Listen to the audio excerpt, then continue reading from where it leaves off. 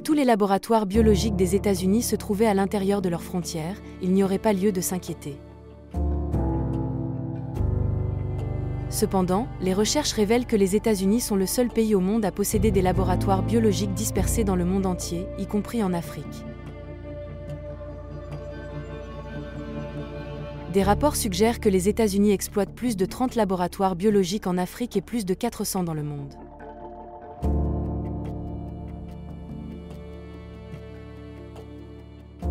On peut donc se demander pourquoi un pays comme les États-Unis aurait besoin d'autant de laboratoires biologiques dans le monde.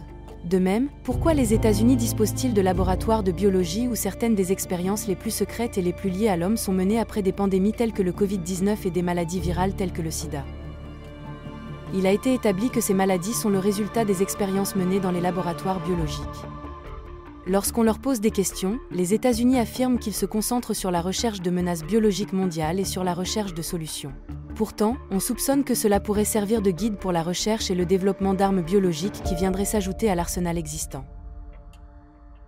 Avant la guerre entre la Russie et l'Ukraine, le ministère russe de la Défense a affirmé que les États-Unis utilisaient des laboratoires ukrainiens pour développer des armes biologiques, avec l'intention de les distribuer par l'intermédiaire d'oiseaux migrateurs dressés et de chauves-souris malades. Les États-Unis ont nié ces allégations, les qualifiant de désinformation. Confirmation en 2023. Robert Kennedy Jr., un homme politique américain, a reconnu l'existence de laboratoires biologiques américains produisant des armes biologiques illégales en Ukraine. En octobre 2023, la défense russe a de nouveau exprimé ses inquiétudes, arguant que les États-Unis transféraient leurs recherches biologiques à double usage vers l'Afrique. On soupçonne de plus en plus que les États-Unis se livrent à des expériences illégales et dangereuses avec des agents potentiels d'armes biologiques dans les pays africains. Malgré les dénégations constantes des États-Unis, il n'en reste pas moins que si la Russie a été honnête dans ses premières déclarations, il est plausible que les déclarations actuelles soient exactes. Le rapport publié par la Russie sur les laboratoires américains en Afrique laisse également entendre que l'une des raisons de l'établissement de laboratoires biologiques sur le continent est la facilité avec laquelle les États-Unis peuvent mener des expériences sur la population africaine locale sans rencontrer de résistance significative. En outre, ces expériences sont considérées comme plus rentables en Afrique et comportent moins de risques pour la réputation. Si ces laboratoires américains peuvent sembler être des installations destinées à lutter contre des maladies mortelles, ils constituent en réalité une menace pour le continent africain. Il est intéressant de noter que des incidents de ce type se sont produits à plusieurs reprises, selon des rapports d'experts. Chaque fois qu'une épidémie s'est déclarée en Afrique, un laboratoire américain se trouvait à proximité.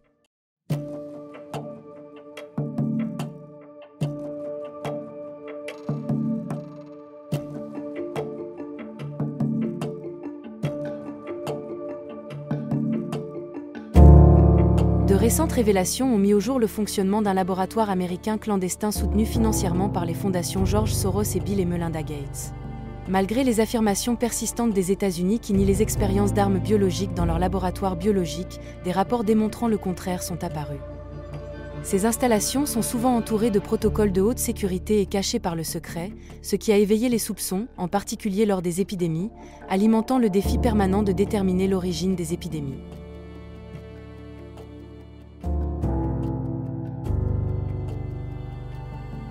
L'épidémie de virus Ebola ajoute une nouvelle dimension, avec des spécialistes essentiellement composés d'Européens et d'Américains.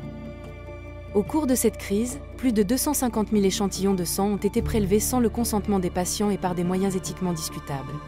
Ces échantillons ont ensuite été transportés en Europe et aux États-Unis pour y être étudiés, ce qui a permis aux sociétés pharmaceutiques européennes et américaines de disposer de données génétiques non autorisées sur les Africains. Cette action controversée a permis de réaliser des économies substantielles, qui se chiffrent en milliards de dollars, pour la mise au point d'un vaccin. Il dépasse de 170 fois la valeur de l'or. Cela souligne la réalité troublante selon laquelle la recherche biologique en Afrique est plus rentable et plus lucrative pour l'Occident, qui est prêt à vendre littéralement tout ce que les consommateurs peuvent payer. Le manquement à l'éthique est encore aggravé par l'absence de compensation pour les personnes dont le sang a été prélevé sans leur consentement. Le nombre exact d'échantillons de sang prélevés n'a pas été divulgué, les médecins américains et européens invoquant des raisons de sécurité nationale.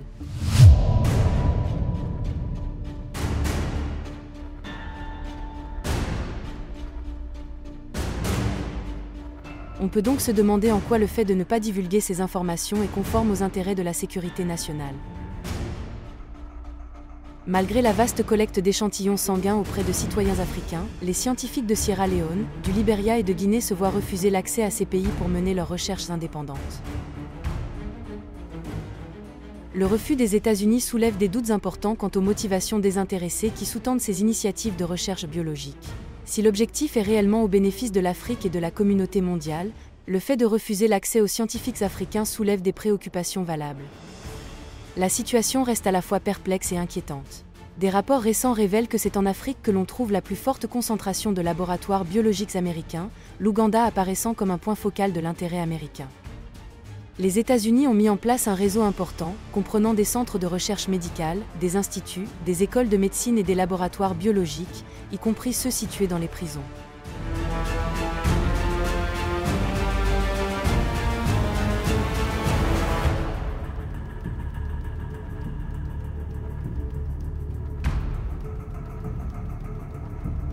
Selon ces rapports, des biologistes américains mènent des recherches sur des infections respiratoires virales dangereuses, souvent avec des prisonniers, apparemment sans se soucier des répercussions potentielles. En Ouganda, l'incidence de la tuberculose chez les prisonniers serait 3 fois supérieure à celle de la population civile.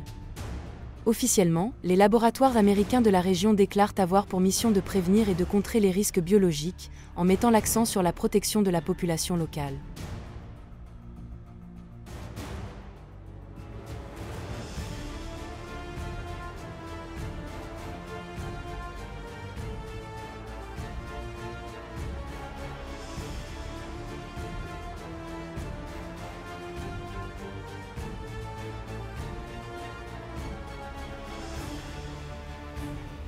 Le département d'État américain a affirmé que les laboratoires biologiques américains collaborent avec les autorités locales africaines pour détecter les nouveaux cas de maladies, gérer les situations épidémiologiques et enquêter sur les épidémies.